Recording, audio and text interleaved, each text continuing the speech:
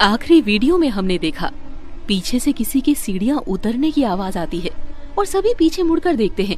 सीढ़ियों से एक औरत नीचे आ रही होती है जिसकी शक्ल तस्वीरों वाली औरत से हूबहू मिलती है। उसके कंधे पर एक पंछी बैठा होता है जो काले रंग का होता है। सब इस औरत को देखकर बहुत ज्यादा चौंक जाते हैं क्योंकि ये औरत बिल्कुल भी बूढ़ी नहीं होती है। अब आगे उस औरत को नीचे आते हुए देखकर सभी चौंक जाते हैं। वो औरत सुंदर और जवान होती है। निशा को इस औरत से अच्छी वाइब्स नहीं आती, उसे बहुत ज्यादा अजीब लगता है और वो रिया के कानों में धीरे से कहती है, रिया, ये औरत तो बिल्कुल उस पेंटिंग जैसी जवान है, पर ऐसा कैसे हो सकता है? रिया भी उस औरत को देखकर थोड़ी घबराई हुई होती है और निशा को धीरे से कहती है, हाँ यार, मुझे भी ये अजीब लग रहा है, ऐसे कैसे हो सकता है? मुझे अब थोड़ा डर लग रहा है। कहीं ऐसा तो नहीं कि यही वो मशहूर चुड़ैल है जिसके बारे में सब बातें करते हैं? जितनी देर रिया और निशा आपस में खुसर पुसर कर रहे थे तब तक वो औरत नीचे उतर चुकी होती है और उन सबके सामने आकर खड़ी हो जाती है। तीनों लड़के उस औरत की खूबसूरती पर मोहित हो जाते हैं और उन्हें कुछ भी अजीब नहीं लगता सिवाय निशा और रिया के। वो औरत सबको एक एक करके देखती है और कहती है, आप सब कौन हैं और यहाँ मेरे घर में कैसे? पांचों दोस्त एक दूसरे की तरफ देखते हैं और कमल कहता है, जी वो हम सब शहर से आए हैं आपका गांव घूमने। जी हाँ। फिर कमल सबको उस औरत से इंट्रोड्यूस करवाता है। मेरा नाम कमल है, ये चारों मेरे दोस्त हैं, निशा, रिया, आयुष और विनय। सब उस औरत को हेलो कहते हैं। वो औरत भी सबको अपना नाम बताती है। हेलो आप सबको, मेरा नाम सीमा है, आप सबसे मिलके खुशी हुई। जी हमें भी। सीमा ये सुनकर मुस्कुराती है और बाकी सारे लड़के भी मुस्कुरा देते हैं। निशा और रिया ये सब चुपचाप गौर से देख रहे होते हैं। एक दूसरे के नाम जानने के बाद सीमा सबसे कहती है, अच्छा चलिए, बातें तो होती रहेंगी। आप सब मेरे घर पे आए हैं और मुझे मेहमान नवाजी का हक दीजिए। शाम के 8 बज रहे हैं और खाने का वक्त हो गया है। आप सब शहरी बच्चे आज गांव के खाने का भी मजा उठाइए।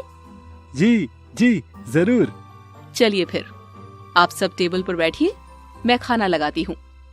ये कहकर सीमा चली जाती है और बाकी सब टेबल पर जाकर बैठ जाते हैं। निशा सब लड़कों से कहती है, गाइस, तुम सबको कुछ भी अजीब नहीं लगा? अरे क्या अजीब है यार, तुमने शुरू से ही सबका मूड खराब कर रखा है। हाँ निशा, तुम्हारी प्रॉब्लम क्या है? निशा, तुम बस अब और कुछ मत बोलो, तब से तुमने अजीब ये अजीब वो लगा रखा है। लड़कों को ऐसे गुस्से में बात करते देखकर निशा हैरान हो जाती है और वो रिया की तरफ देखती है। रिया का मुंह भी गुस्से से लाल होता है। रिया सब लड़कों से कहती है, गाइस, ये तुम सबको क्या हो गया है? तुम सब निशा से ऐसे क्यों बात कर रहे हो? अरे पर तुम्हें दिख नहीं रहा है कि इसने तब से अजीब ये अजीब वो लगा के रखा हुआ है? अरे हम यहाँ घूमने आए हैं, परेशान होने नहीं। और नहीं तो क्या। निशा की बातें बेबुनियाद नहीं है, उस औरत के साथ कुछ तो गड़बड़ है। तुम सब चौकन्ना रहो। रिया की बात सुनकर तीनों लड़के एक दूसरे की तरफ देखते हैं। फिर कमल कहता है, अच्छा चलो बहस नहीं करते हैं, हमें तो बस यहाँ से खाना खा के वापस जाना है। ठीक है। ये कहकर रिया निशा की तरफ देखकर सिर हिलाती है। सब जाके डाइनिंग टेबल पर बैठ जाते हैं। थोड़ी देर बाद सीमा खाना लेकर आती है और टेबल पर रख देती है। 2-3 बार किचन से अंदर बाहर करने के बाद सारा खाना टेबल पर होता है और वो चेयर पर बैठते हुए सबसे कहती है, आप सब शुरू कीजिए। सब खाना खाने लगते हैं। सभी को खाना बहुत पसंद आता है। सब सीमा की तारीफ करते हैं। वो सीमा जी, खाना तो बहुत ही अच्छा बना है। जी जी, मैंने ऐसा टेस्टी खाना नहीं खाया पहले कभी। Thank you so much. मुझे खुशी है कि आपको मेरे हाथ का खाना पसंद आया। थोड़ी देर बाद सब खाना खा चुके होते हैं। सीमा सबसे पूछती है, आप सब कहाँ पे रुके हुए हैं? जी वो इस घर के बिल्कुल दूसरी तरफ एक बूढ़ी माँ का घर है, बस हम सब वहीं रुके हुए हैं। हाँ सीमा जी, हमें लगता है कि अब हम सबको चलना चाहिए, बहुत देर हो गई है। जी, आपकी खातिरदारी के लिए बहुत बहुत शुक्रिया, हम सब चलते हैं। ऐसा कहते हुए रिया और निशा पहले चेयर से उठकर जाने लगते हैं। सीमा पीछे से उनको आवाज लगाती है और कहती है, अरे रुक जाइए, बहुत रात हो चुकी है और बाहर बारिश भी हो रही है। ऐसे में आप सब वहाँ तक कैसे जाएंगे? आज रात आप सब यहीं पे रुक जाइए। ये सुनते ही सब एक दूसरे की तरफ देखते हैं। सब आपस में बात करने लगते हैं और मौसम खराब देखते हुए आज रात यहीं रुकने का फैसला करते हैं। चलिए, मैं आप सबको आपके कमरे दिखा देती हूँ। सब सेकंड फ्लोर पर जाते हैं और सीमा सबको एक एक कमरा दिखा देती है। तब निशा कहती है, गाइस, क्यों ना मैं और रिया एक कमरे में और तुम तीनों एक कमरे में सो जाएं? क्या हुआ निशा जी, आपको कमरे अच्छे नहीं लगे क्या? नहीं नहीं, ऐसी बात नहीं है, मुझे अकेले में डर लगता है, बस इसीलिए। हाँ कोई बात नहीं, हम तीनों एक रूम शेयर कर लेंगे। तुम और रिया एक रूम शेयर कर लेना, ठीक है? जी ठीक है, जैसा आप सबको ठीक लगे। ठीक है, तो फिर मैं चलती हूँ। Good night. गुड नाइट सीमा जी। गुड नाइट सीमा जी। गुड नाइट सीमा जी। सब सीमा को गुड नाइट विश करते हैं और वो वहाँ से चली जाती है। बाकी सब भी अपने अपने कमरे में चले जाते हैं और सो जाते हैं। सब सो रहे होते हैं, हर जगह सब शांत होता है। अचानक से कहीं से एक बच्चे के रोने की आवाज गूंजती है। कमल इस आवाज को सुन के उठ जाता है। वो विनय और आयुष को भी उठाता है और उनसे कहता है, विनय, आयुष, ध्यान से सुनो, एक बच्चे के रोने की आवाज आ रही है। विनय और आयुष चुपचाप सुनते हैं और उस वक्त एक बच्चे के रोने की आवाज फिर से गूंजती है, जिसे सुनकर तीनों काफी डर जाते हैं। वो तीनों अपने कमरे से बाहर आके लड़कियों के कमरे पे नॉक करते हैं। निशा तुरंत दरवाजा खोलती है। तीनों को ऐसे डरा हुआ देखकर निशा उनसे पूछती है, क्या हुआ? तुम सब ऐसे आधी रात को घूम क्यों रहे हो? और तुम सब ऐसे डरे हुए क्यों हो? वो निशा, वो। कमरे के अंदर से रिया भी बाहर आती है और कहती है, ये क्या, आधी रात को ये वो लगा रखा है, क्या हुआ? वो हमने एक बच्चे की रोने की आवाज सुनी। क्या? पर हमने तो ऐसा कुछ नहीं सुना।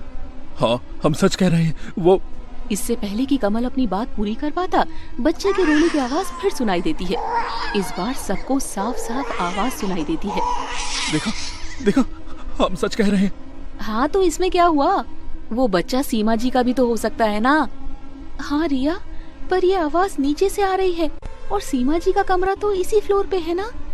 हाँ चलो, हम सब सीमा जी के कमरे के दरवाजे पर नॉक करते हैं। हाँ। सब सीमा के कमरे की तरफ जाते हैं और दरवाजे पे नॉक करते हैं।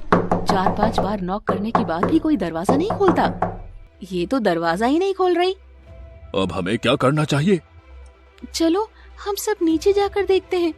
मैं तो पहले से ही कह रही थी, मुझे कुछ गड़बड़ लग रही है, पर तुमने मेरी बात नहीं मानी।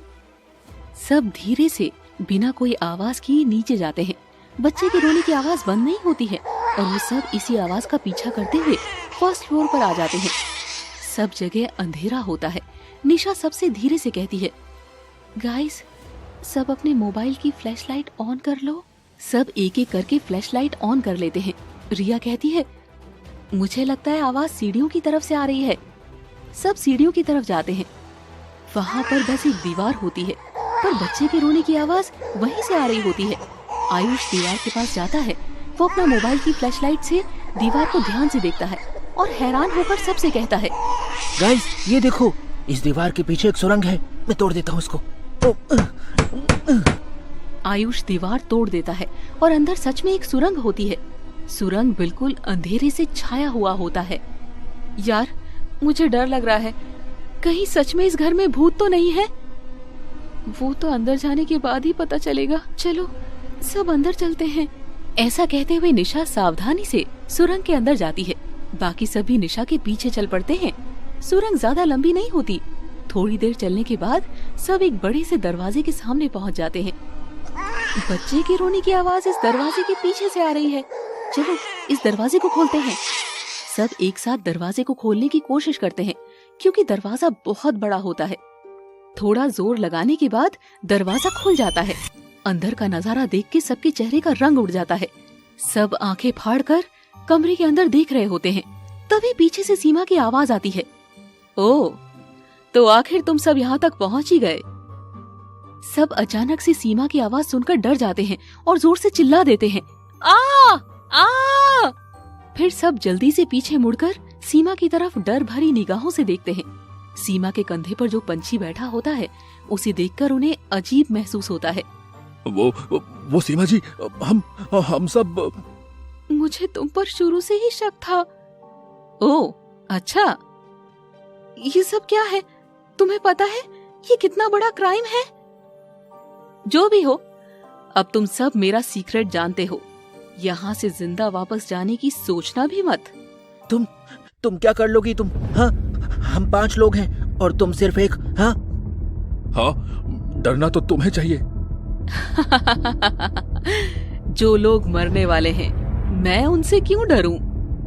ऐसा कहकर वो अपने कंधे पर बैठे पंछी से कहती है। क्यों पंछी? पंछी कहता है, हाँ, चलो इनकी कहानी जल्दी खत्म करो, मुझे भूख लगी है, भूख। पंछी को बात करते हुए सुन के सबकी आंखें फटी की फटी रह जाती है। अरे ये पंछी बोल कैसे सकता है? हाँ? अपने मुंह से, इडियट। अरे भूत! अरे ये तो इतने में ही डर गए। रुको, मैं एक मैजिक दिखाता हूँ तुम सबको। देखो। पंछी का चेहरा इंसान के चेहरे में बदल जाता है। हैरानी की बात ये थी कि उसका चेहरा सीमा के चेहरे से हूबहू मिलता है। सब डर से कांपने लगते हैं और भागने की कोशिश करते हैं, पर अचानक से सबके हाथ पैर काम करना बंद कर देते हैं और सब जमीन पे गिर जाते हैं। ये क्या हुआ? मैं हिल क्यों नहीं पा रही? चिंता मत करो, थोड़ी देर में तुम बोल भी नहीं पाओगी। तुमने क्या किया हमारे साथ? ओह, ज्यादा कुछ नहीं। रात को तुम सब जिस खाने की तारीफ कर रहे थे ना, उसमें मैंने बस थोड़ी सी दवा मिलाई थी। देखिए, प्लीज हमें जाने दीजिए, हम किसी से कुछ नहीं कहेंगे। हाँ, हम किसी से कुछ नहीं कहेंगे, प्लीज हमें जाने दीजिए। हाँ। अरे पर मैं ऐसा नहीं कर सकती ना। तुम सबको तो मेरा सीक्रेट जो पता चल गया है। I am sorry. तुम ऐसा क्यों कर रही हो? हमें जाने दो। अच्छा सवाल है। मैं ऐसा क्यों कर रही हूँ? जानना चाहोगे? आखिर सीमा ऐसा क्यों कर रही है? इसकी क्या वजह है? और इन 5 ने दरवाजे के पीछे ऐसा क्या देख लिया जो ये इतना डर गए? जानने के लिए पंछी 3 का इंतजार कीजिए। Thanks for watching Scary Drive. Please like, subscribe and share with your friends.